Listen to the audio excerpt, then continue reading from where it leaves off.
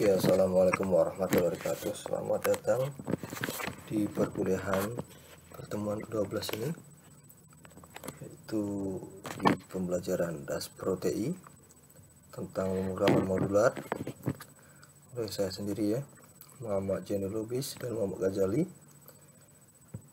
Ya, apa sih sebenarnya pemrograman modular itu? Pemrograman modular itu adalah melakukan teknik pemecahan program menjadi sejumlah subprogram. Nama lain subprogram yang pertama yaitu subrutin, modul, dan prosedur serta fungsi.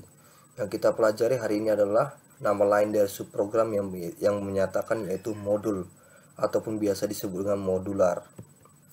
Definisinya adalah merupakan salah satu kemudahan yang diberikan oleh bahasa pemrograman Pascal terhadap programmer, karena di sini programmer dapat membagi program yang sedang dibuatnya ke dalam modul-modul program tertentu, sehingga dapat menghindari penulisan teks program yang sama berkali-kali ataupun mengalami pengulangan, dan dapat juga memudahkan dalam melakukan pelacakan kesalahan dalam program yang sedang dibuatnya. Contoh, misalkan kita akan membuat program untuk menghitung keliling dan luas aneka bangun. Ini juga nanti akan kita lakukan di praktikum, sudah ada di video ya. Biasanya bangun geometri yaitu adalah lingkaran, persegi, dan segitiga. Program ini akan menampilkan pilihan aneka bangun yang bisa dipilih. Misalnya pilihan pertama adalah lingkaran, yang kedua persegi, dan ketiga adalah segitiga.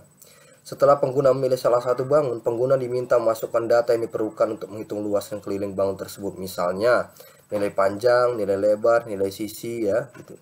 Nilai jari-jari ataupun nilai pi. Maka algoritmanya adalah tampilkan pilihan, lalu melakukan input pilihan, lalu menentukan case ataupun kasus yang akan dibuat dengan melihat beberapa pilihan, yaitu proses lingkaran, proses persegi, dan proses segitiga.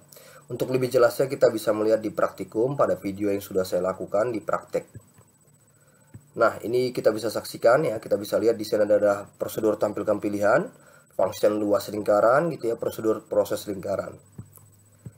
Nah, jadi struktur programnya kira-kira seperti ini, ada prosedur A dan prosedur B gitu ya, ada function X dan program utama.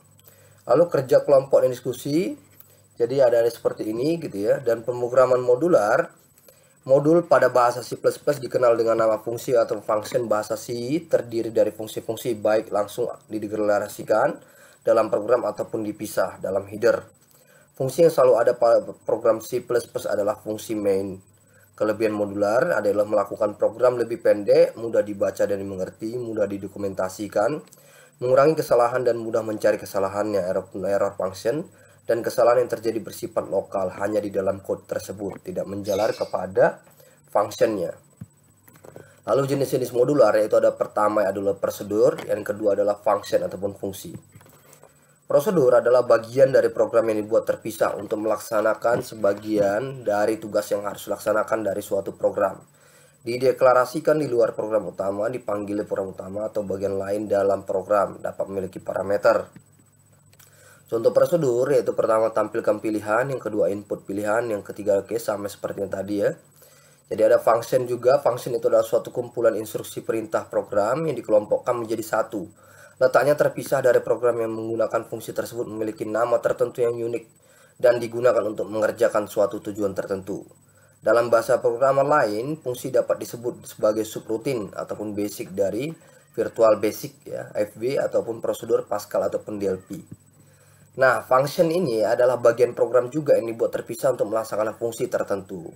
Misalnya gitu ya, luas sama dengan gitu ya, pi dikali jari-jari. Dikali jari-jari berarti jari-jari kuadrat, sehingga ini disebut dengan function, mencari luas lingkaran.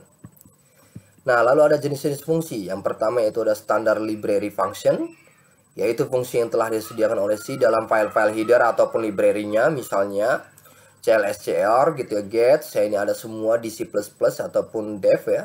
Untuk function ini kita harus mendeklarasikan terlebih dahulu library yang akan digunakan, yaitu dengan menggunakan preprocessor direktif gitu ya, misalnya include ya conio.h gitu ya.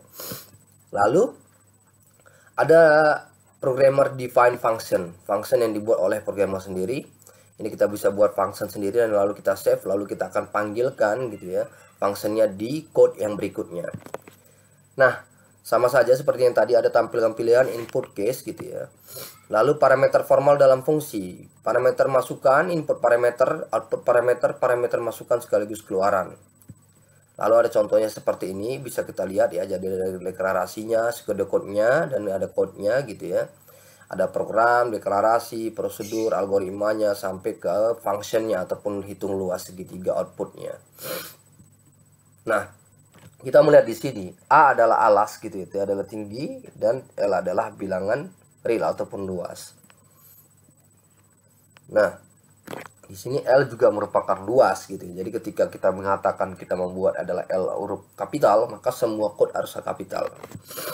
Variabel global dan global lokal, variabel yang dideklarasikan dalam prosedur fungsi tertentu hanya dikenal dalam prosedur fungsi tersebut ataupun disebut dengan variabel lokal.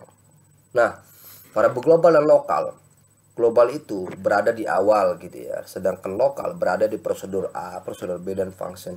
Nah, global ini berarti variabel yang menggunakan misalnya conio.h, math.h gitu ya, terus yostream.h dan lain-lain. Itu sebuah function atau variabel yang secara global yang biasa dipakai orang.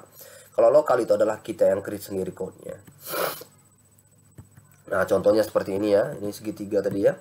Jadi bisa kita lihat ya. Jadi ada segitiga. Nah, di sini. Lalu ada mengapa menggunakan prosedur fungsi. Modulasi adalah program besar dalam kompleks dibagi menjadi bagian yang mudah dikerjakan. Di discrete ya, dipecah-pecah. Simplifikasi tugas yang sering dikerjakan dalam program dapat ditulis sekali dalam bentuk prosedur. Kemudian dipanggil berulang-ulang sesuai dengan kebutuhan yang kita inginkan. Fungsi. Fungsi di sini adalah kumpulan ataupun instruksi perintah program yang dikelompokkan menjadi satu. Letak yang terpisah dari program menggunakan fungsi tertentu, memiliki nama tertentu yang unik dan digunakan untuk mengerjakan sesuatu tujuan tertentu. Fungsi dalam bahasa pemrograman lain dapat disebut sebagai subrutin, yang saya katakan sama saja dengan basic ya, virtual basic ataupun prosedur Pascal DLP. Nah, tadi sudah kita jelaskan ya. Nah, contoh-contoh fungsi seperti ini ada include iostream yang saya katakan using namespace ya. Jadi standar library function seperti ini, ada integer main gitu ya, code, hello Facebook gitu ya. Return n itu adalah enter gitu, spasi. Dan biasa kita tutup dengan tutup kurung. Perhatikan mana termasuk dengan fungsi gitu ya. Nah, kita perhatikan di sini ada bahasa C dan ada bahasa C++. Nah, program define function yang tadi sebelum saya bahas itu adalah data yang diperlukan adalah sebagai inputan. Informasi apa saja yang diberikan fungsi akan dibuat ke pemanggilnya. Algoritma apa saja yang harus digunakan untuk mengolah data menjadi sebuah informasi.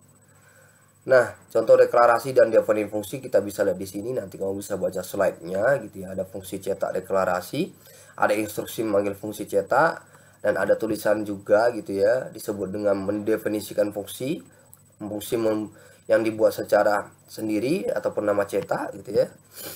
Lalu ada fungsi yang tadi saya katakan void dan non void. Nah, fungsi void ada fungsi yang sering disebut juga dengan prosedur. Disebut void karena fungsi tersebut tidak mengembalikan suatu nilai keluaran yang didapat dari hasil proses fungsi tersebut.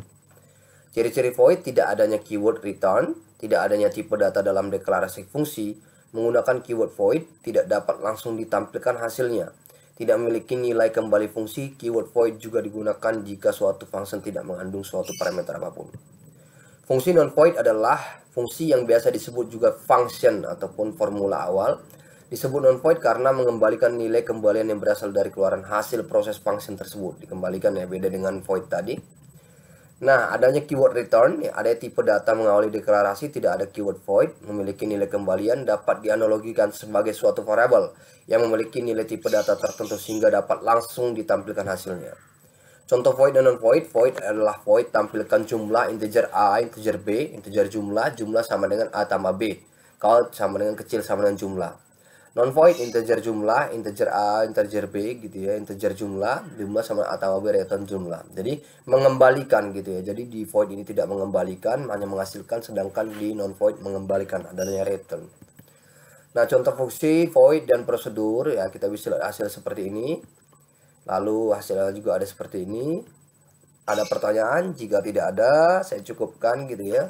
Nah, kita bisa bahas nanti di praktikum dan bisa tanya jawab secara individu dengan WhatsApp pribadi saya, dan juga boleh dari WhatsApp grup.